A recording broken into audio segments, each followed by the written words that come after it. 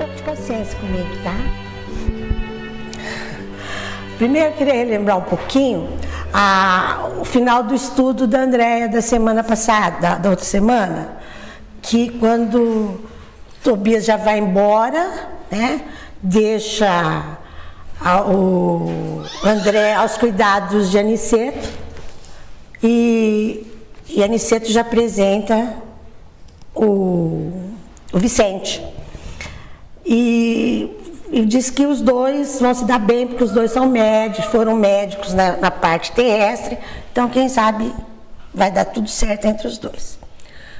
E aí Vicente pergunta para Aniceto: e agora o que nós vamos fazer?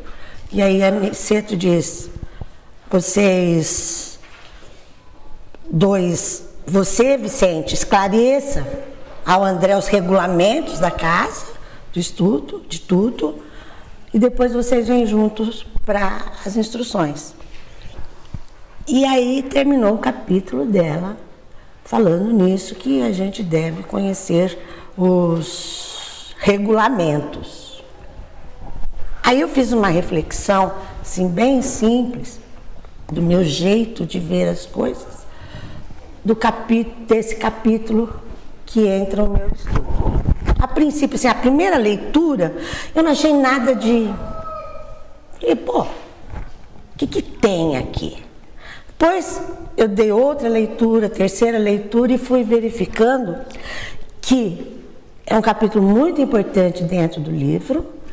Quando a gente lê o livro todo, vem nos mostrar uma grande importância dessa amizade que vai unir Vicente ao André Luiz. E da importância do Vicente, que vocês vão ver no decorrer do livro, vocês vão ouvir muito falar e vão ver muito sobre o Vicente. E para mim foi assim de uma importância muito grande. Eu deparei com uma lição essencial nesse capítulo, que eu vou tentar passar para nós todos aqui. Ainda peço que Jesus nos auxilie, André Luiz me ajude aqui, me iluminar, tá? Aí meu capítulo é o capítulo 4, o caso Vicente. Começa esse capítulo com o depoimento do André Luiz. André diz assim, ó: impossível traduzir meu conhecimento com a nova companhia. Vicente, semblante muito calmo,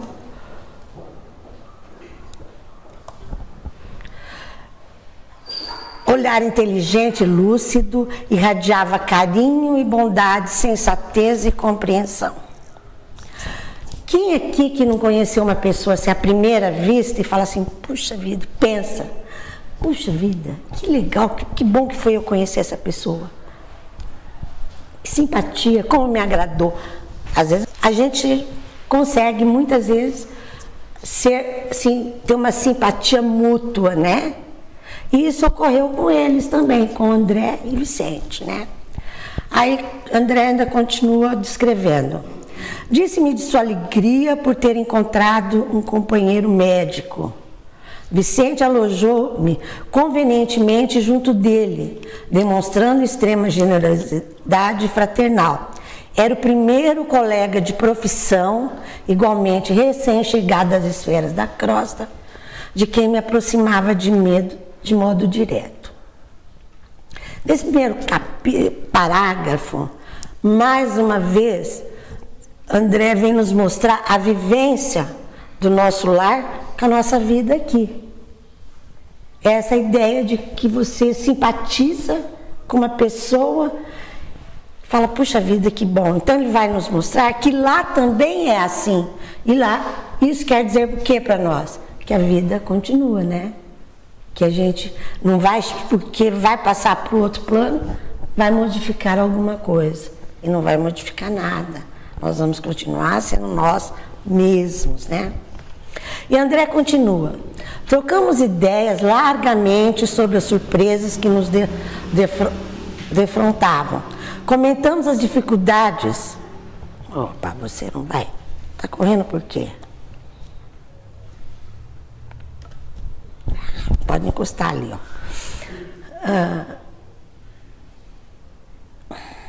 Trocamos ideias largamente sobre as surpresas que nos defrontavam. Comentamos as dificuldades oriundas da ilusão terrestre, a miopia da pequena ciência, os problemas profundos e sedutores da medicina espiritual. Aqui, André faz uma comparação entre a medicina utilizada aqui no nosso plano, na Terra, com a sedução que o despertou vendo como era diferente essa medicina, a medicina do lado de lá.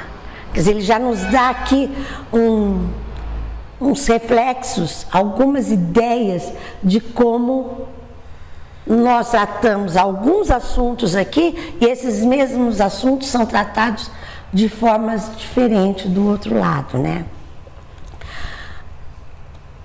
Vicente, enquanto não houvesse feito qualquer visita ao plano dos encarnados em caráter de serviço, admirava Aniceto extraordinariamente e punha André à corrente dos estudos valiosos em que se entregava junto a ele.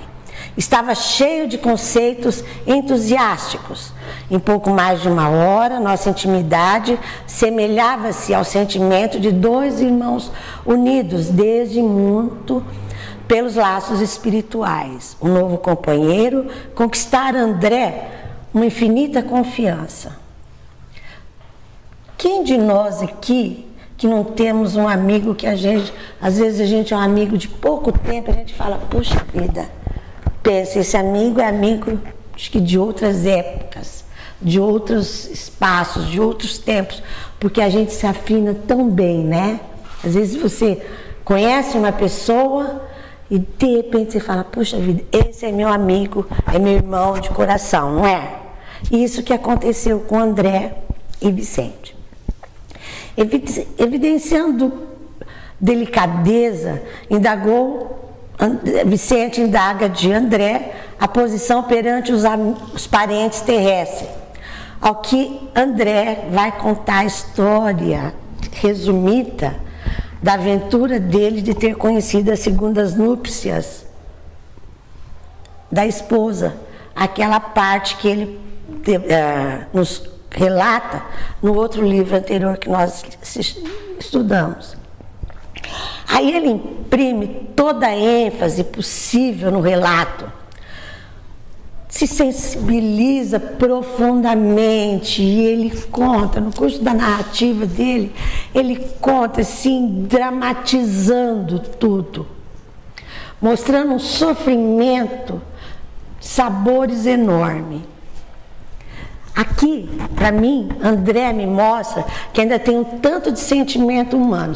Olha bem, acho que já aconteceu isso com vocês, como já aconteceu comigo algumas vezes, de contar para um amigo, para uma pessoa, um drama da sua vida. Aí eu caí, quebrei a mão, chora, reclama, dramatiza, né?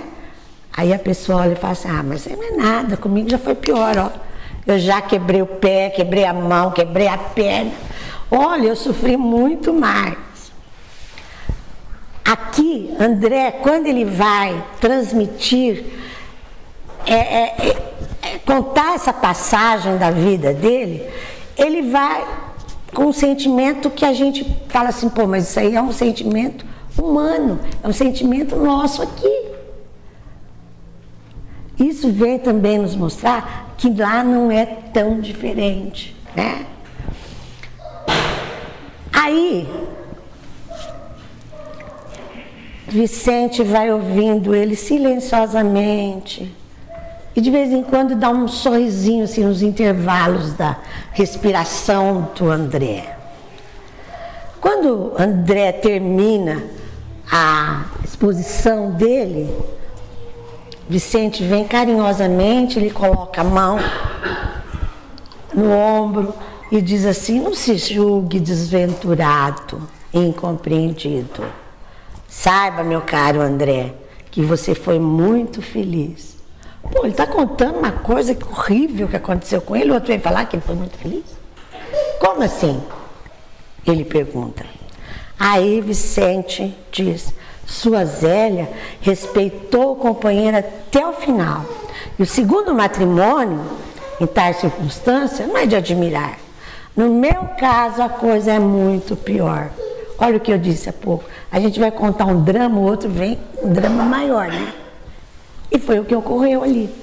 Só que, nessa contagem, nesse fato do Vicente tentar passar um drama maior, aí eu vi a oportunidade que eles tiveram de nos trazer uma grande lição. Vamos ver o drama. E aí André continua descrevendo. Ficou muito espantado e pediu para ele: explica-me. Vicente medita alguns instantes, como quem alinhavava reminiscências, e prosseguiu. Não podes imaginar como foi intenso o sonho de amor do meu casamento.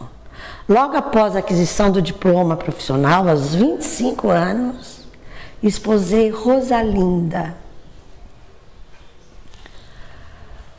exultante de ventura.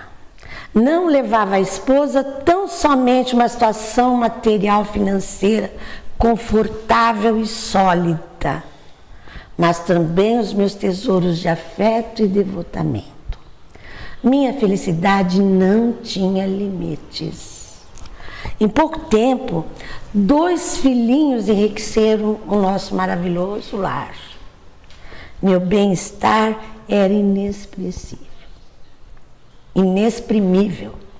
Em virtude das reservas bancárias, não me especializei na clínica, consagrando-me, todavia, apaixonadamente por um laboratório. Atendendo aos meus pendentes, não foi difícil atrair clientes, atrair colegas para o meu centro de estudo, multiplicando pesquisas e resultados brilhantes. E Rosalinda era a minha primeira e melhor colaboradora. De quando em quando, notava que minha esposa sabia se calar frente a qualquer constrangimento, contrariedade, só para me fazer feliz e para manter a nossa felicidade doméstica. Parecia compreender-me integralmente. E aos meus olhos, a mãe dedicada e companheira sem defeitos. Já tínhamos 10 anos de vida maravilhosamente. Quando meu irmão Eleutério, solteiro, algo mais velho do que eu, advogado, bem, deliberou morar na mesma cidade que nós. Rosalinda o recebeu assim, era da família, recebeu muito bem.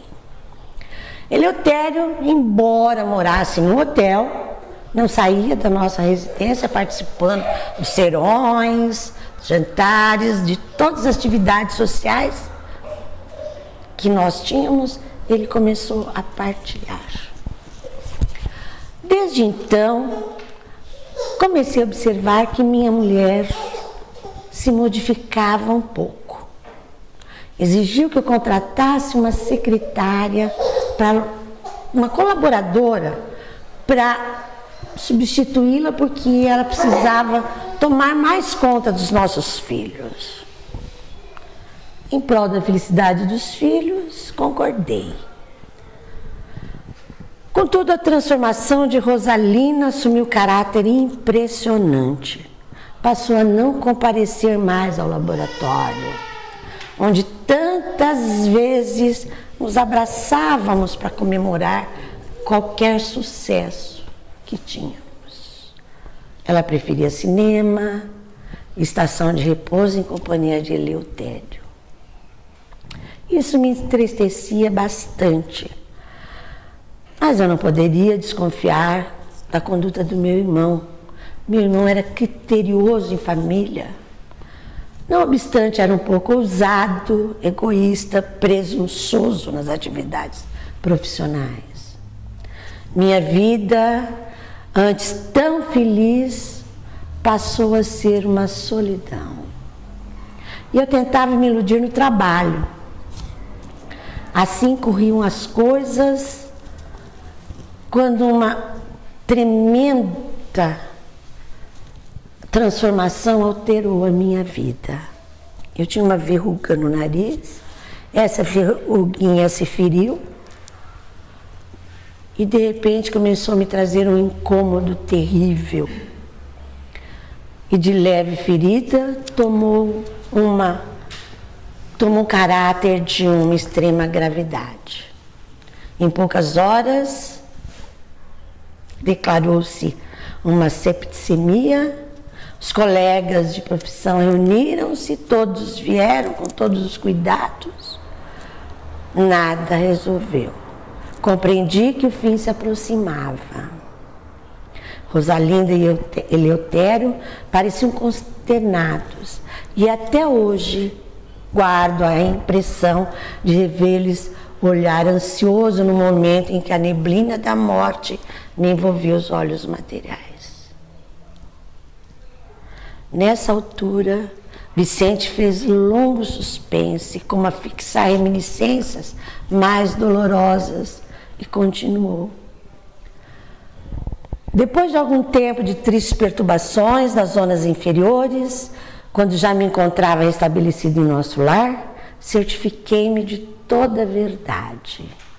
Voltando ao lar terreno, encontrei a grande surpresa. Rosalina havia desposado Eleutério em segundas núpcias. André olha para ele e diz: como são idênticas as nossas histórias? Eu também. Chego lá, minha esposa também tinha contraído novas núpcias. Isso é que não, disse Vicente. E continuou: olha, outra surpresa me dilacerava o coração. Somente ao regressar ao lar, soube que fora vítima de odioso crime. Meu próprio irmão inspirou a trama sutil e perversa. Minha mulher e ele se apaixonaram perdidamente e cederam à tentação infeliz. Não havia como recorrer a divórcio, na época não existia divórcio. E mesmo que a legislação consentisse, constituiria um escândalo o casamento dos dois, a união dos dois. Como que Rosalina iria unir-se publicamente ao cunhado. Eleutério, porém, que possuía experiências de laboratório, sugeriu a Rosalinda a ideia de me aplicar em determinada cultura microbiana,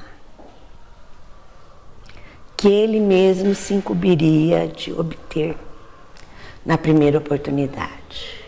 A pobre companheira não vacilou e, valendo-se do meu sono descuidado, introduziu na minúscula espinha, algo ferida, o vírus destruidor. E aí, meu caro amigo André, você tem o meu caso resumidamente resumido.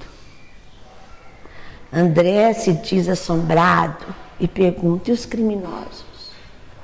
Vicente sorriu ligeiramente e informou: Rosalina e Eleutério vivem aparentemente felizes. São excelentes materialistas por enquanto e gozam grande fortuna e alto conceito social. Mas é justiça? Pergunta André. Ora, André, esclarece, tudo vem a seu tempo, tanto no bem quanto no mal. Primeiro a semente, depois os frutos. André percebe as tristes impressões, mas Vicente conclui: não falemos mais nisso. Aproxima-se a hora da instrução. Atendemos às nossas necessidades essenciais, auxiliando os nossos amados, que ainda permanecem à distância nos círculos terrestres. Não se impressione. A árvore produz. Para produzir, não reclama as folhas mortas. Gente, a árvore, para produzir, não reclama as folhas mortas. Para nós, atualmente, meu amigo, o mal é simples resultado da ignorância e nada mais. Bem, nesse ponto, termina o capítulo. Com essa história vivida por Vicente, acho que ele nos deu a maior lição sobre um sentimento que é tão desconhecido e pouco usado entre nós. Mas que entre todos os ensinamentos que Jesus nos deixou, esse é de suma importância. E esse capítulo, com a maneira com que Vicente vem nos mostrar a história dele e como ele fecha o final, ele vem nos ensinar. É essa grande lição que eu tirei daqui. É perdoar. Quem de nós sabe perdoar? Perdoar é esquecer? Não. Perdoar independe de esquecer. Uma coisa nada tem a ver com a outra. São coisas distintas. Até porque nós não somos alienados. Nós temos um cérebro, uma memória que retém tudo o que acontece com a gente. Se você leva um tropeção e te machuca o dedão do pé, aquilo vai ficar gravado. Cada vez que você mexer o dedão, você vai se lembrar dele, daquela dor. Quando te ofendem, você não consegue esquecer. Quer dizer, perdoar não tem necessariamente que esquecer o que aconteceu. O que é preciso, na verdade, é esquecer o sentido da ofensa, é diluir isto, essa raiva, não ter raiva, o ressentimento que o fato gerou. Se não fizermos assim, o perdão é superficial, ilusório. Aquele que diz assim, perdoo, mas não esqueço. Ah, você vai ver, isso não é perdão. Isso é ilusão, é uma mentira que nós contamos para nós mesmos. Esse tipo de esquecimento é extremamente... Quando a gente esquece, dilui que aquilo não nos machuca mais, a gente perdoa realmente. Quem sofreu uma agressão gera uma energia em volta de si. E cada instante que a gente revive aquilo, aquela agressão, a gente vai sofrer novamente, se a gente não esqueceu. Aumenta a ferida que se formou e numa verdadeira roda viva acumula novo sofrimento desnecessário. Tanto isso é verdade que a própria ciência da psicologia diz a todo instante, atestando que o esquecimento da mágoa por si só vale como excelente psicoterapia. O apego à ofensa proporciona ao ofendido a oportunidade de carregar sozinho a chaga da dor. Por quê? Aquele que perdoa e consegue libertar-se da parte pesada da ofensa, aquele que consegue lembrar da ofensa sem se magoar mais, este faz o verdadeiro perdão. Divaldo Franco disse um dia que perdoar é bom para quem perdoa. Ou seja, quem perdoa livra-se do fardo triste que carregava, e quem foi perdoado nem sempre alcança a mesma graça, de vez que assumiu um ônus pela qual será responsável, ainda que perdoado. Quer dizer, quando você perdoa aquele que te ofendeu, você recebe uma graça. Agora, aquele que te ofendeu, mesmo sendo perdoado, ele vai carregar consigo o ônus de ter te ofendido. Alguém poderia falar assim, e a lei de Talião? Vocês lembram da lei de Talião? Dente por olho, dente por dente. Essa lei não tem nada a ver conosco, com a nossa geração, com a nossa cabeça. Porque o que prevaleceria e prevalecerá? Sempre a misericórdia divina, a lei de causa e efeito. Se você ofendeu alguém e você magoou e você não se arrependeu e não pediu perdão, se você fez isso, você tem condição de amenizar o teu sofrimento posterior. Como? Fazendo o bem. Porque a gente só consegue se livrar do mal fazendo o bem. E assim, o débito dessa prática é muito menor, vai ser diminuída com você fazendo uma doação de bens aos outros. Quanto à lei de Italião, ela era muito boa naquela época, lá, que era necessário, porque ninguém tinha conhecimento do tão maravilhoso que era Deus. Eram os homens bárbaros. E muitas vezes, quando eles iam olho por olho, dente por dente, eles pioravam a situação, porque sofreriam muito mais, né? E a gente sabe que hoje nós temos consciência que o amor e o respeito é muito melhor que o castigo ou que o ódio, né? Foi essa uma das grandes razões da vinda de Jesus ao nosso planeta. Uma parte mais linda de sua missão foi justamente mudar a concepção de um Deus tão bárbaro quanto o homem, ensinando sobre um Deus justo, mas severamente, infinitamente bom. Um Deus severo, mas infinitamente misericordioso. Um Deus que deixa ao sabor do livre-arbítrio de cada um a responsabilidade de suas atitudes e o aprendizado que elas possam fazer. Ainda focando as benesses que alva aquele que perdoa, lembramos-nos que Emmanuel, espírito de grande sabedoria, nos esclarece o Consolador na questão 337. Concilia-te depressa com teu adversário. Essa é a palavra do Evangelho. Mas se o adversário não estiver de acordo com o bom desejo de fraternidade, como efetuar semelhante conciliação? Se você quiser perdoar o teu ofensor, mas ele não quer ouvir, ele não quer saber.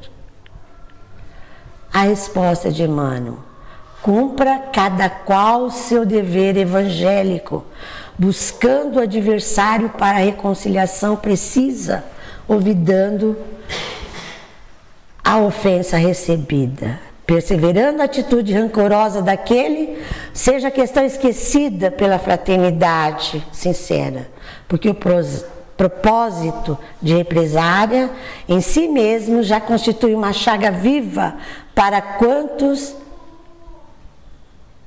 o conservem no coração.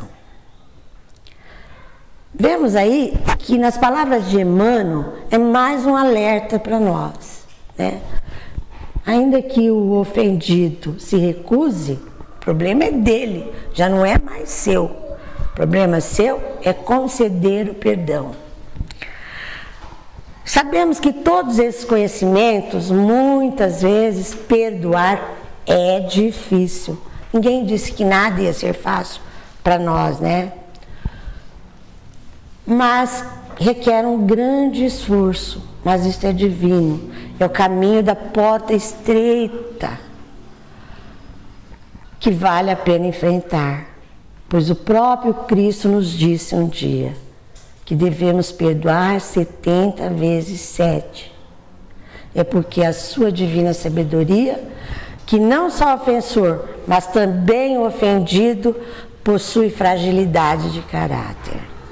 Para concluir, Lembramos que, esquecendo ou não, se o perdão é algo muito importante para o perdoado, ainda é muito mais para aquele que tem a felicidade de conseguir perdoar. Porque quem perdoou já cresceu no amor. Quem humilde sinceramente pede perdão, caminha para o crescimento. Esta é a grande lição que eu achei neste capítulo da história de Vicente. E nos próximos vocês verão a grandeza desse espírito que Vicente, que acompanha André por muito tempo.